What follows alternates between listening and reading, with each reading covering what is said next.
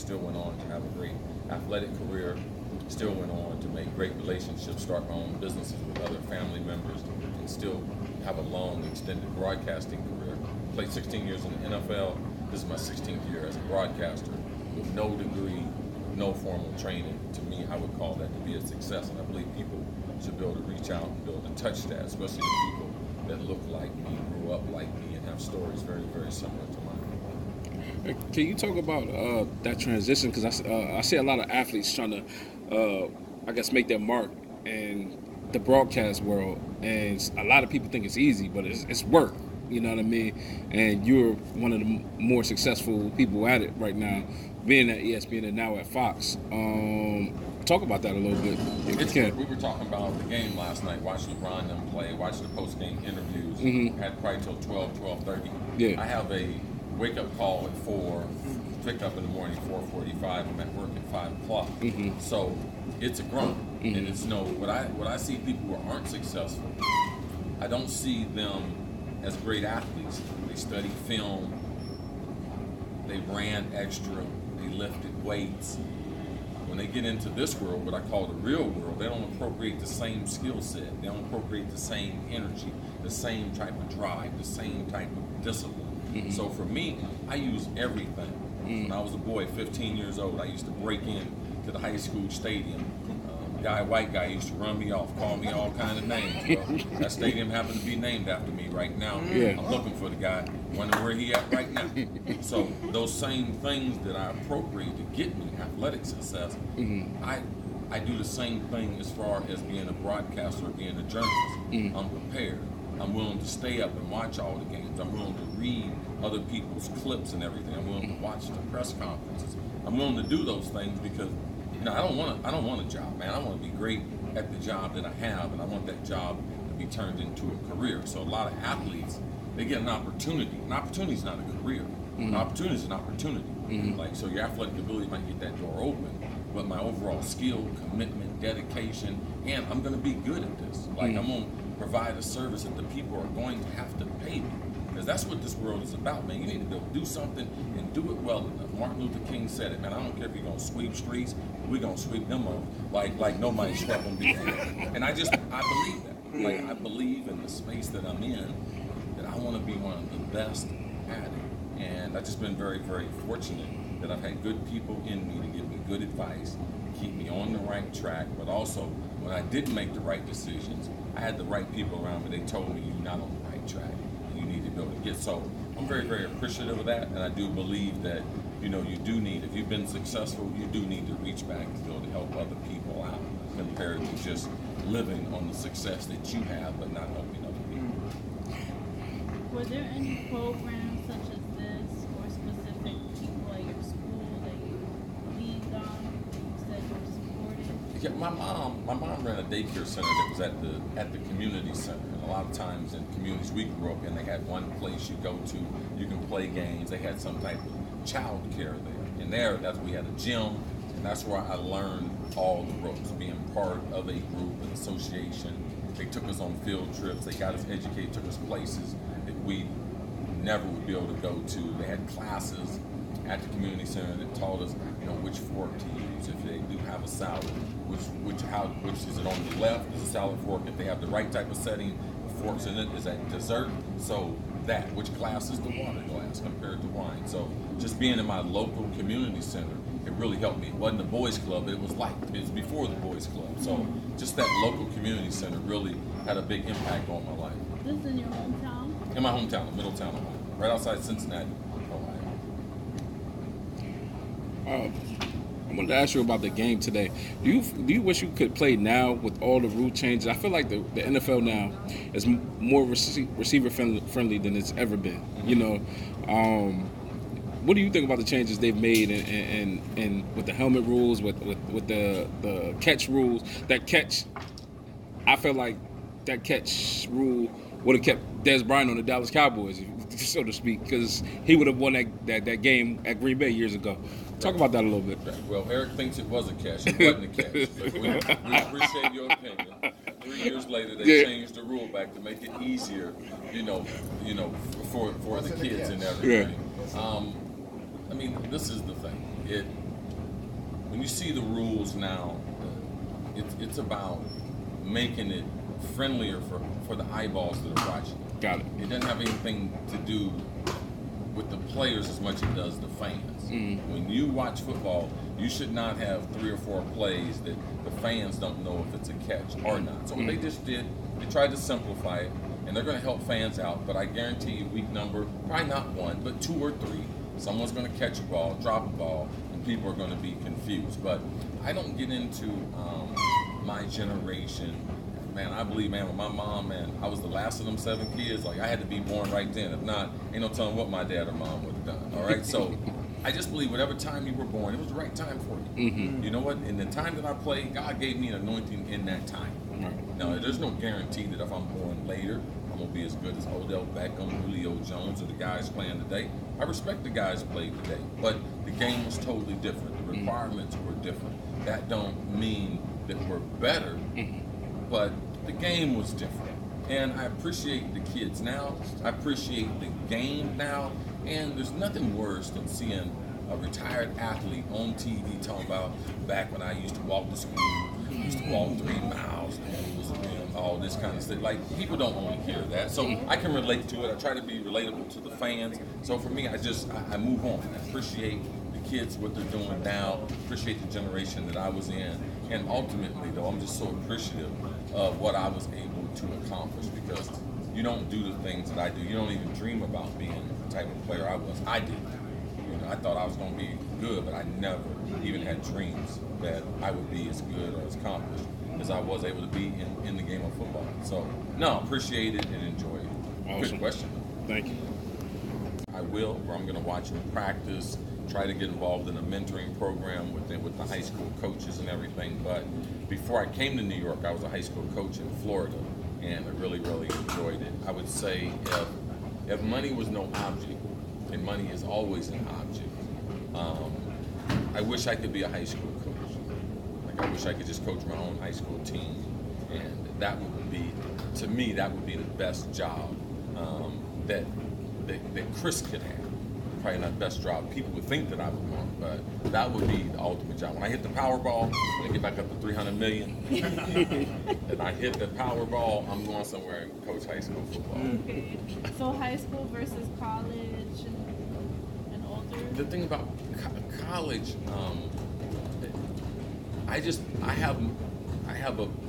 I'm a better teacher to high school kids. I'm a better teacher to kids like 14 to 19. Now, I could go to a college. I got offered a college job coaching at one of the prominent football programs in the nation, Alabama, National Champ. They offered me a job a few years ago, and I turned that job down because when you do go to college, if you're a wide receiver coach, you only have 12 kids. So you got 12 kids that you're only affecting in the world because you're busy doing that job.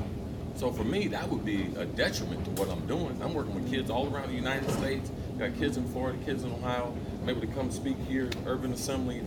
So I'm able to do more in this capacity than I would be that if I was an NFL coach or a college coach.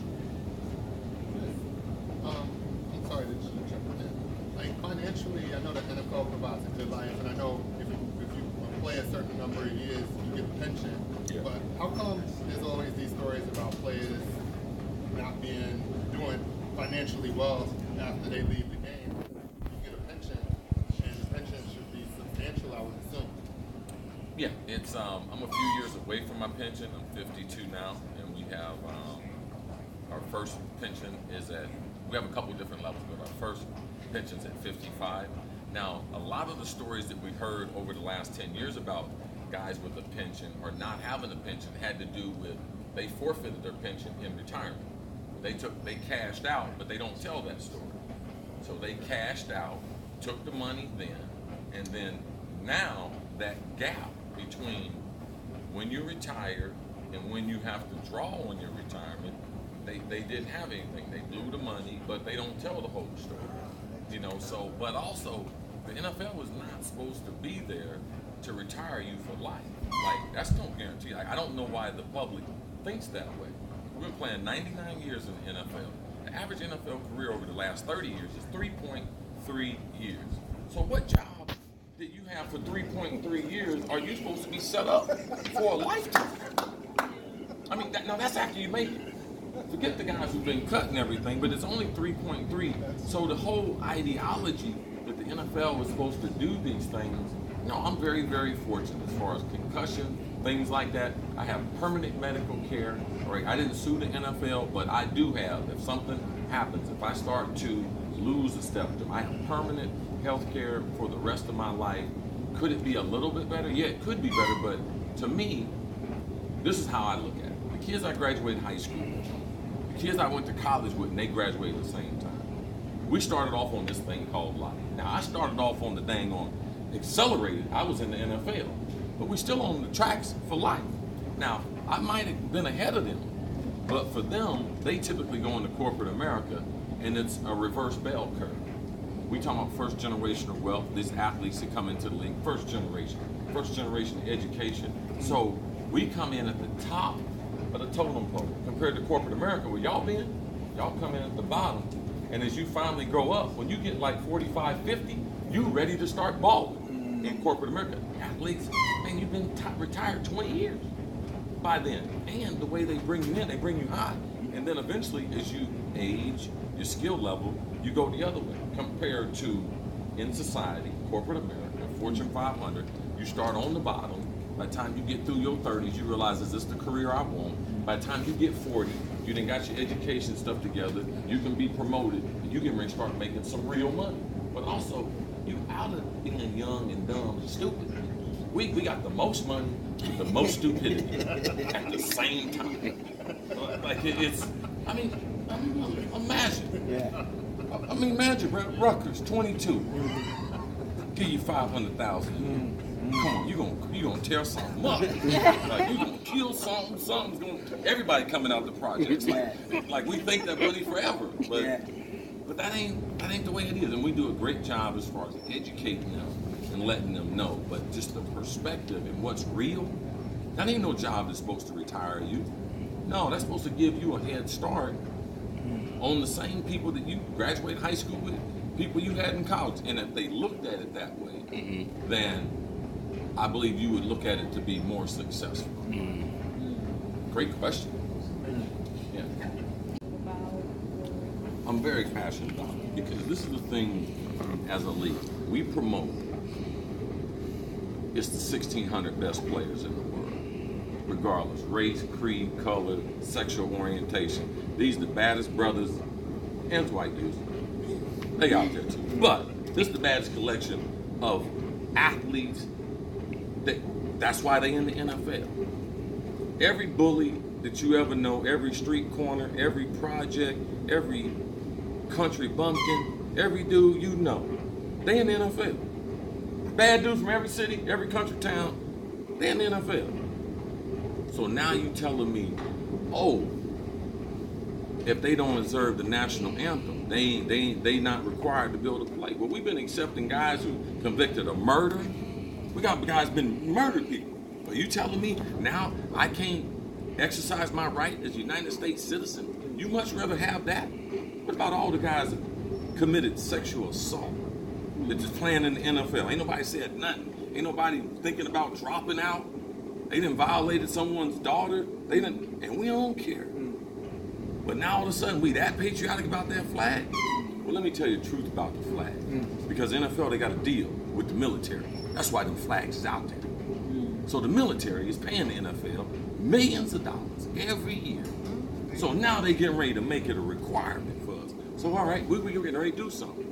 All right, you know something? We ain't gonna honor that because we in partnership, owners and the players. Everything is collective bargaining. All right, we got a union. Oh, y'all gonna have a secret meeting and change it without us. So now I stand with the players. I kneel with the players. It's not in disrespect to the flag.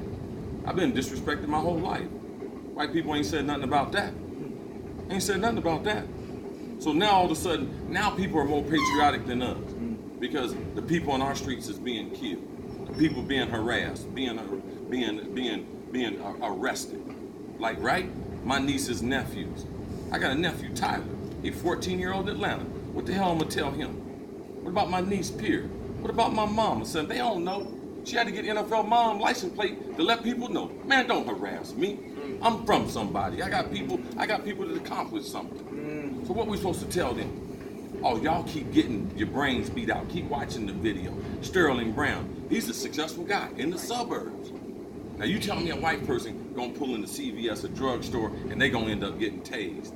No, it don't happen to them. It only happened to us. So I support the players. I'm glad they're doing what they're doing. And people keep getting this thing twisted. Oh, now the owners are more patriotic than these black players. Well, no, they not. They being compensated, they being paid. All right? And that's the real truth behind what's going on with the anthem. All right? Colin Kaepernick should be playing in the NFL because it's a bunch of sorry quarterbacks out there that he better than. All right, Blake Bortles in Jacksonville. He is horrible. Josh McCown with the Jets. He smells like a baby's diaper. Like, get out of here with that. Like, we talking about being the best now. Put the best out there. Put them out there on the field. Are there any receivers right now that you're mentoring and helping, progress? We talked about, the off-field stuff with the finances and stuff like that. Are you helping any receivers right now? I think that OBJ and I have a great relationship. Okay. Antonio Brown, Pittsburgh Steelers, we have a good relationship. I'm very Larry Fitzgerald, I've mentored him since he was 14 years old. Yeah. I'm still in contact with him. He's one of the absolute best role models you'll ever see in sports, out of sports. Very, very proud of him, who he's become. So I've been fortunate that I've been able to have relationships with these guys, either through someone they know. All of them have sought me out to have me involved in their life. So for me, I respect that they take their profession, they take the craft serious, and I really have a lot of respect for them wanting me to be a part of their lives, which they don't have to do. Is there a common theme and something that you tell them that maybe you would want to share with other kids around besides that are out there, athletes who are trying to get to the next level? Anything, just any nuggets. The thing about it is, you have to be willing to do. If you're going to be a professional athlete, or you're going to do something in the field where it's very, very rare, it's not as if a lot of people do it. I mean, you got to be willing to do the things other people won't do. You got to get up early. You have to be willing to stay late. You have to be able to critique yourself, take an honest look at yourself. You have to be able to deny yourself from a food standpoint. You got to be able to make sure you're going to get sleep. Man, you got to let them streets go. You got to let all them women go. Like, you got to be able to try to make some sacrifices to be able to set yourself apart. Like, I always model myself. I tell them, I do the thing that another guy won't do. Like, I will go to sleep. I will make sure I drink enough water. I'll make sure I eat the right types of food. Like, those are the types of things I believe they give you an edge. And kids want to be spectacular, but they don't want to master the basics. LeBron James, he's potentially the greatest player ever, but he's also fundamentals. He's fundamentally sound. So work on whatever field you in, work on your fundamentals. Make your fundamentals tight so that when you get under the gun, under the pressure, when people are watching, people are here to hear you speak, that, man, you can perform the things that you practice when no one was there, that now that thousands are there, that you can do it. And that's an art form. That's why they call them professionals. So those are the things I try to, man, don't try to be spectacular. Master the basics. Come up with a plan. Be courageous enough to write it down. Say, I'm going to do this. When I was 16 years old, I wrote down 5 schools for college football I wanted to go to, 5 schools for basketball that I wanted to go to. And on that list, it was UCLA, Michigan, Notre Dame, Ohio State, Miami. In the basketball, it was Kentucky, Louisville, Duke, Georgetown, and North Carolina. And out of all those 10 schools, 8 of those schools sent me a letter, an offer, inviting me to get a full scholarship to them schools. Georgetown, North Carolina, they were stupid.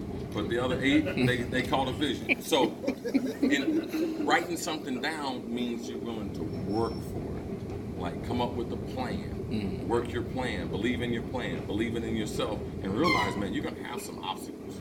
Like, you're going to have some, man, you're going to screw up. You're going to mess up. I got kicked out of college, got suspended from the NFL. So I got enough stuff where I messed up in life that let people know, like, yes, it can happen to you, but also tragedy can happen to you too, because both of them, success and tragedy, they walk hand in hand. Thank you.